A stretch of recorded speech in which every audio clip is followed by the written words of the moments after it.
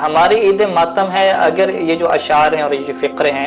اگر آپ ان سے یہ کہتے ہیں کہ جو اول شوال ماہ رمضان کے اول کا ہے، اس کے ہم عید کے دن ہونے کی انکار کر دیں، یعنی ہم آج سے جو ہے وہ ایک سٹیٹس جاری کریں اور اپنا ایک بیان جاری کریں کہ بھئی ماہ رمضان کے بعد یوم العید، عید کا روز نہیں ہوگا بلکہ کون سا دن آئے گا، یوم الحزن آئے گا، یعنی ہم مکمل چینج کر دیں، ہم کہیں کہ بھئی یہ عید کا دن ہی نہیں ہے، ٹھیک ہے؟ یہ تو پھر ہو جائے گی روایات معصومین کی مخالفت، کیونکہ روایات میں واضح طور پہ ہے، صحیح و سند روایات ہیں، من لا یعذر الفقیہ میں، صحیفہ سجادیہ میں پوری دعائیں ہیں کہ جس میں کہا گیا کہ اس دن کو اللہ نے مسلمانوں کے لیے، اور کچھ روایات میں ہے کہ مومنین کے لیے اللہ نے کیا عید قرار دیا، اور اہل بیت کے لیے اس کو بابرکت قرار دیا، ان لوگوں کے لیے بابرکت قرار دیا، ان لوگوں کے لیے عید قرار دیا کہ جن کے روزوں کو اور جن کے اعمال کو اللہ نے قبول کیا۔ فرض کریں کہ صحیح سند روایات آ جاتی ہے کہ ہماری عیدیں ہمارا ماتم ہے اور ہمارا غم ہے، اگر اس سٹیٹس کو ان صحیح سند روایات کے ساتھ جوڑیں تو آپ یہ نہیں کہہ سکتے کہ ہم جو ہے وہ عید کے دن کو عید کا دن ہی نہ کہیں، ہم اسے عید کا دن کہیں گے، ٹھیک ہے، کیونکہ معصوم نے خود کہا ہے۔ لیکن عید کے ساتھ ساتھ کیا ہوگا، غم بھی ہوگا، عید کے ساتھ ساتھ کیا ہوگا، انسان پریشان بھی ہوگا، عید کے ساتھ ساتھ انسان کی آنکھوں میں کیا ہوں گے، آنسو بھی ہوں گے، دونوں چیزیں اکٹھی چلے گی نا۔ اہل بیت علیہ السلام نے اور اسلام نے ہماری تربیت ایسے کی ہے کہ جب تم پریشان ہو، جب تم غم کی حالت میں ہو، پھر بھی تم نے اللہ کی بارگاہ میں اپنا سر جھکانا ہے، عبادت کرنی ہے، جب تم خوشی کی حالت میں ہو تو پھر بھی تم نے کیا کرنی ہے، عبادت کرنی ہے۔ یعنی اس طریقے سے اہل بیت علیہ السلام نے انسان کو جوڑا ہے کہ انسان اپنی خوشیوں میں بھی اللہ کی عبادت کر رہا ہے، شکر ادا کر رہا ہے، اور غم کی حالت میں، مصیبت کی حالت میں، کربلا کی مثال ہمارے سامنے ہے، پھر بھی انسان کیا کر رہا ہے، اللہ کی عبادت کر رہا ہے۔ تو عید کو اپنی ماتم کہنا یہ اس بات کی طرف اشارہ ہے کہ عید کے دن آپ اہل بیت علیہ السلام کی مصیبت کی طرف بھی متوجہ رہیں، آپ اس بات کے اوپر غمناک رہیں کہ ہمارے امام زمانہ موجود نہیں ہیں،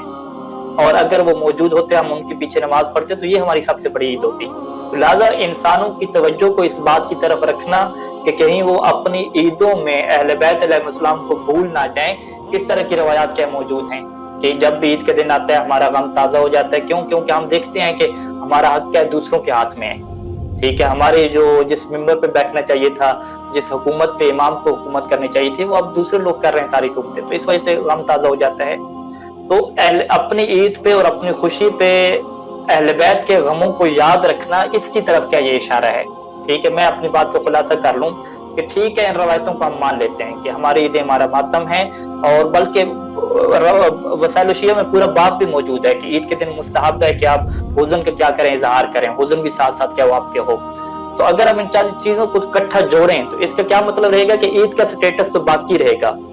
عید رہے گی لیکن عید کے ساتھ ساتھ غم بھی رہے گا، یعنی اہل بیت علیہ السلام دنیا کو یہ پیغام دینا چاہتے ہیں جو میں سمجھا ہوں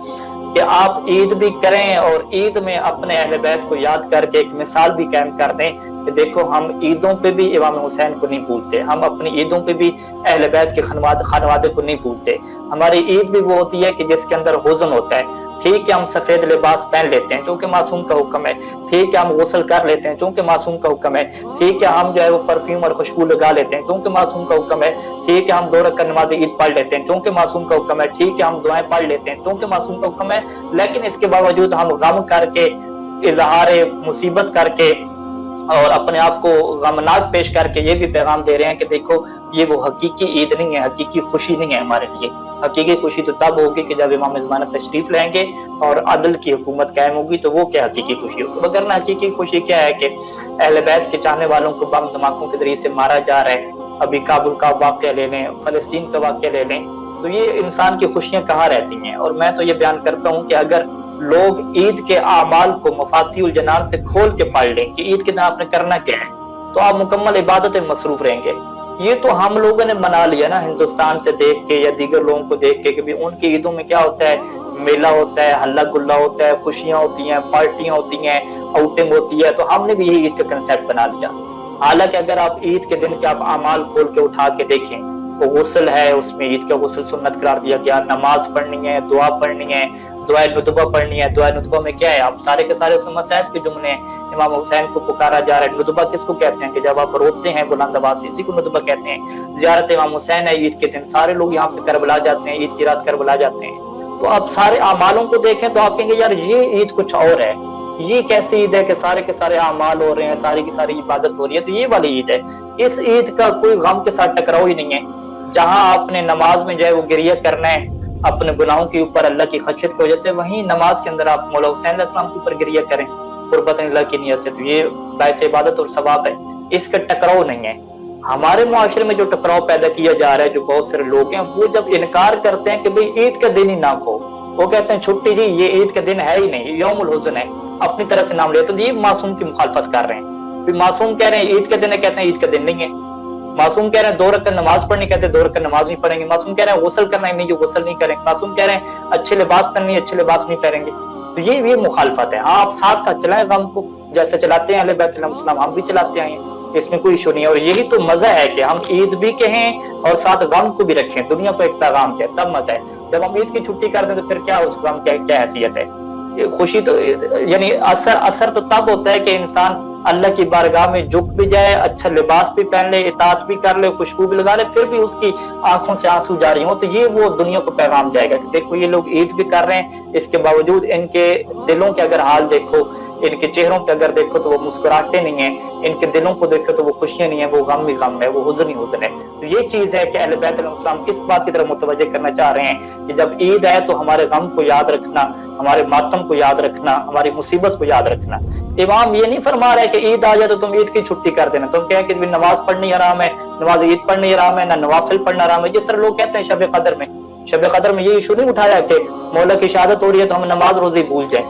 یہ اہل بیت نے کہاں یہ تربیت کی ہے؟ اہل بیت تو یہ تربیت کر رہے ہیں کہ اپنی خوشی میں بھی اللہ کو یاد رکھنا ہے، اللہ کی عبادت کرنی ہے، غمی میں بھی اللہ کو یاد رکھنا ہے، لیکن وہ یاد رکھنا ایسا ہو کہ جس میں دونوں چیزیں اکٹھی ہوں۔ جب مولا پہ رونا بھی عبادت ہے، جب اللہ کی عبادت کرنا بھی عبادت ہے، تو دونوں چیزوں میں کوئی ٹکراؤ نہیں ہے۔